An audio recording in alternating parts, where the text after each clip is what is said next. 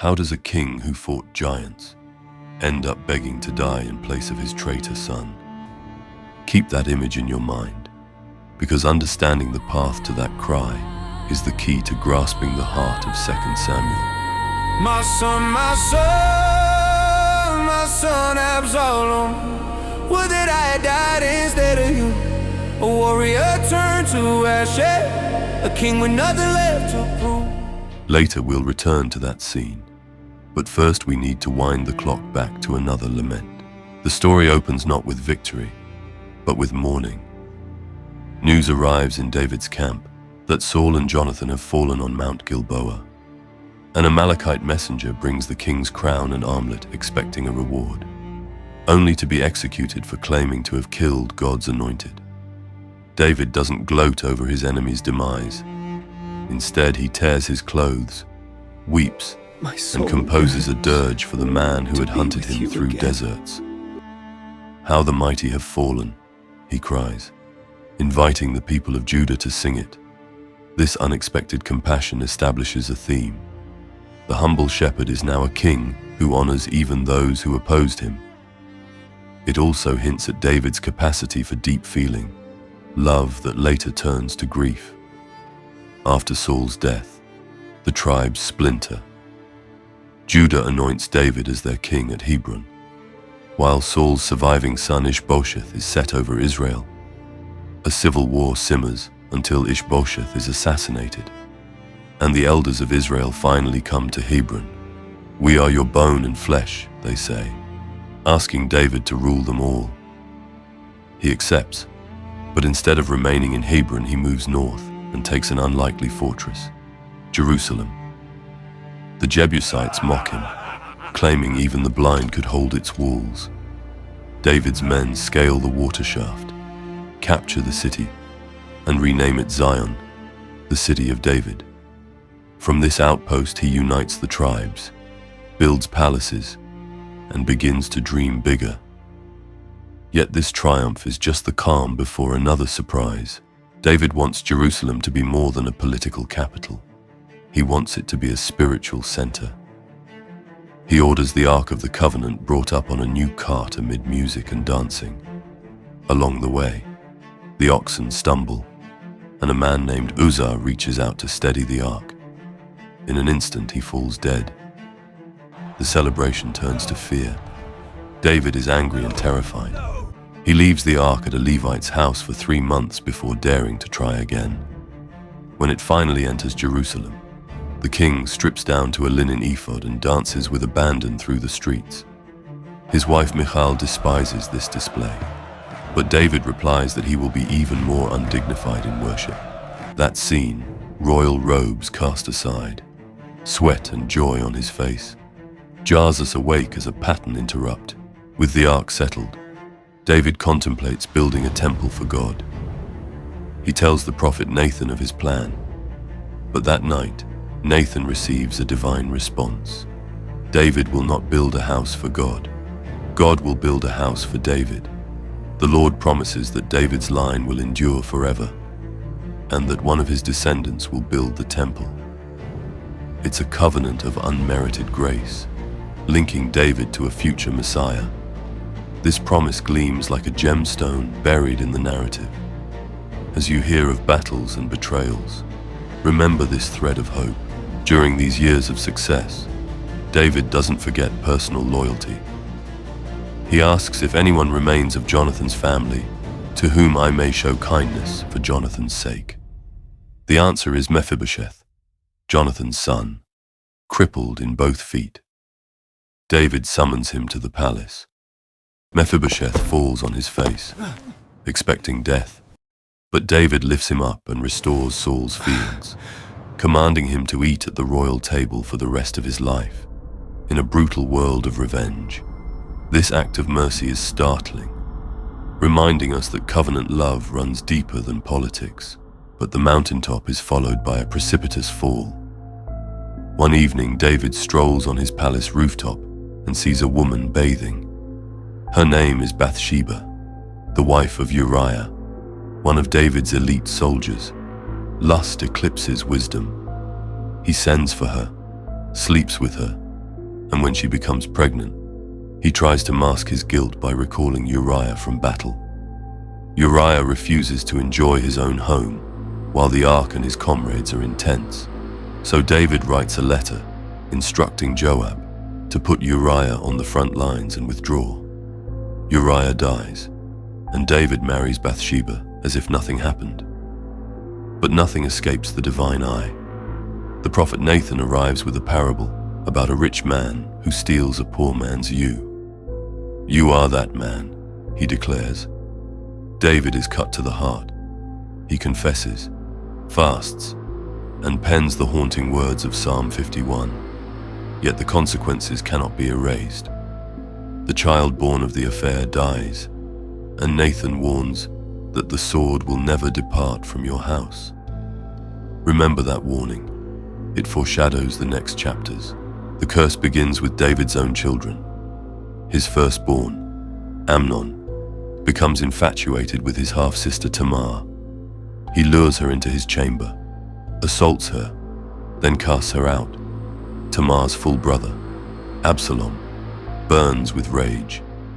He waits 2 years, then invites Amnon to a sheep-shearing feast and has him murdered. Absalom flees to Geshur for 3 years. David longs for him but does nothing. When Absalom finally returns to Jerusalem, he is kept from his father's presence for 2 more years. Bitterness festers. The prince's grievance is both personal and political, and he begins to sow seeds of rebellion. Absalom's revolt is a masterclass in charisma.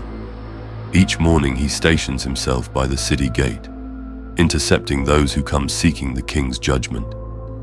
"If only I were judge in the land," he tells them, then kisses their hands.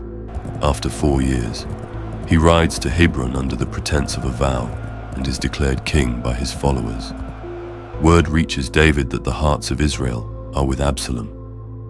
The aged king gathers his household, leaves 10 concubines to tend the palace, and flees east across the Kidron Valley. Barefoot and weeping, he ascends the Mount of Olives. Loyal supporters like Hushai and priests with the ark offer to come, but David sends them back to act as spies. Absalom enters Jerusalem and, in a shocking display of defiance, sleeps with his father's concubines on the palace roof, a public claim to the throne. He then marches out to fight.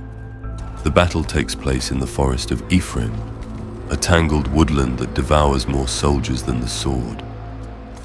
During the melee, Absalom, famous for his luxuriant hair, rides beneath an oak and is caught by the branches.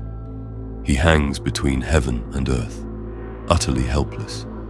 A single arrow could have ended the rebellion mercifully, but Joab thrusts 3 spears into his heart, then orders his men to finish the job.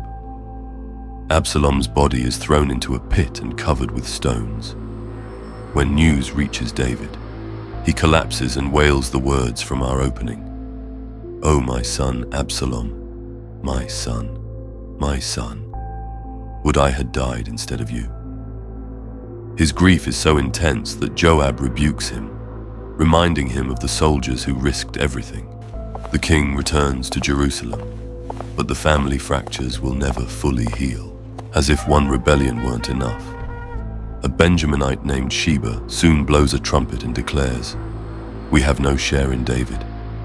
Men desert, and Joab pursues the traitor to the town of Abel Beth-Maachah. There, a wise woman calls out from the wall, "You seek to destroy a city that is a mother in Israel. Why would you swallow up the Lord's inheritance?" Joab explains that he wants only Sheba.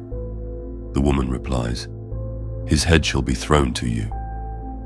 Moments later, Sheba's head flies over the wall, and Joab blows the trumpet to end the siege. It's a darkly humorous interlude showing how quickly a crisis can be averted by wisdom, and how tenuous David's hold on the kingdom has become. In his later years, David commits one more grave error. He orders a census of Israel's fighting men, a move that reveals his dependence on numbers rather than on God. Joab warns him, but David insists. As soon as the count is completed, David's conscience strikes him. A plague sweeps the land, and 70,000 people die. In desperation, David pleads for mercy. He is instructed to build an altar on the threshing floor of Araunah the Jebusite. Araunah offers the site, an oxen for free. But David replies, "I will not offer to the Lord my God that which costs me nothing." He buys the land, sacrifices, and the plague ceases. That threshing floor, on Mount Moriah, will become the site of Solomon's temple. Even David's failures are woven into a larger redemptive story. As David approaches the end of his life, he reflects. He sings a long psalm of praise, calling God his rock, fortress, deliverer, and savior. He recounts how the Lord drew him out of waters and rescued him from violent men. In his final words, he identifies himself as the sweet psalmist of Israel and speaks of a just ruler who will fear God, a ruler like light at sunrise on a cloudless morning. It's more than nostalgia, it's prophecy. He knows that despite his sins and sorrows, God's promise still stands. A king from his line will build a house for God and bring justice to the nations. That expectation has echoed through centuries, giving hope to weary souls. Our journey through 2 Samuel began with a father's anguished cry and ends with an old man's song. Between those poles we saw triumphs and tragedies, dancing and despair, mercy and murder. It's a story that refuses to sanitize its hero. David is courageous, compassionate, lustful, repentant, reckless, and wise, sometimes in the same chapter. Through it all, an unseen hand keeps writing redemption into the mess. Perhaps you see reflections of yourself in David's flaws or in his prayers. The invitation of this story isn't merely to admire a king, but to wrestle with the God who raises up the humble, opposes the proud, and keeps covenant love even when we stumble. If this retelling stirred your heart, let's continue the conversation. Share your thoughts, questions, or favorite moments in the comments. And if you know someone who could use a fresh perspective on an ancient story, send this along. Until next time, may you find hope in the surprising ways grace interrupts our darkest chapters.